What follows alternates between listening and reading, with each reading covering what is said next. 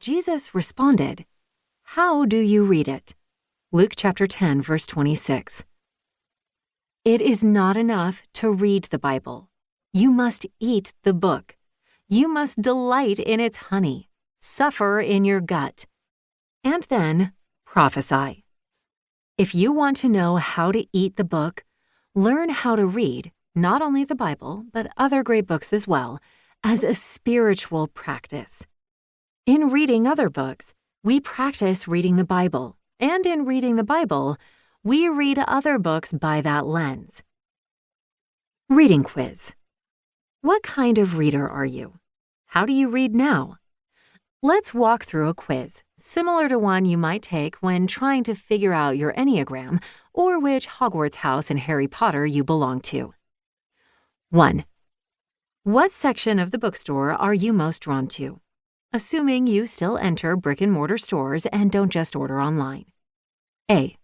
Memoir. B. Self-help. C. Religion. D. Literature. E. Other.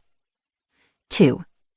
When picking a book to read for fun, you do so most often by A. Looking at Oprah's book club. B. Listening to friends' recommendations. C.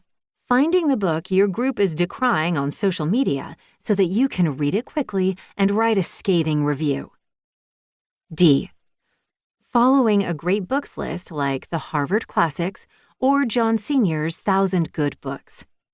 E. What's read for fun? 3.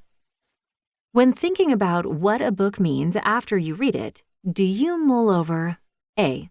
Your own feelings and thoughts? B. The author's intention? C. The pages of text? 4. The greatest recommendation a book can receive is that it is A. Thought-provoking and inspiring. B. Original and new. C. A page-turner. D.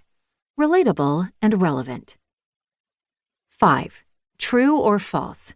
Books are only the expression of a writer's ideas. They carry no authority or greater significance.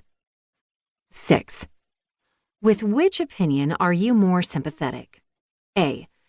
I think we ought to read only the kinds of books that wound or stab us. If the book we're reading doesn't wake us up with a blow to the head, what are we reading for? Franz Kafka. B. I prefer books with instant uplift. I feel good after I read them, as though I can have hope in humanity. Books with a spiritual purpose. 7. Reading is an activity best done A. In silence and solitude. B. Orally in community. C. Depends on the book. 8. True or false? If you think a book is good, no one can tell you that you are wrong. 9. With which opinion do you agree? A. A great deal of literature was made to be read lightly for entertainment. If we do not read it, in a sense, for fun, and with our feet on the fender, we are not using it as it was meant to be used. C.S. Lewis. B. I cannot live without books, but fewer will suffice where amusement and not use is the only future object. Thomas Jefferson. 10. Consider the following brief descriptions of various types of readers. With which do you most identify? A. The no-nonsense literalist. This reader prefers that the author be a straight shooter.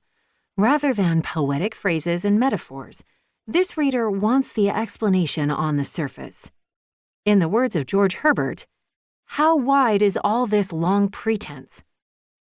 There is in love a sweetness ready penned. Copy out only that and save expense. When she picks up a book, she has a tendency to skip over the flowery language and get to the main point. If there are lines that don't make sense, this reader mentally crosses them out and moves on. If there are passages that she disagrees with, she'll put the book down and go on to the next book. B. The romantic adventurer. Books are meant for escape.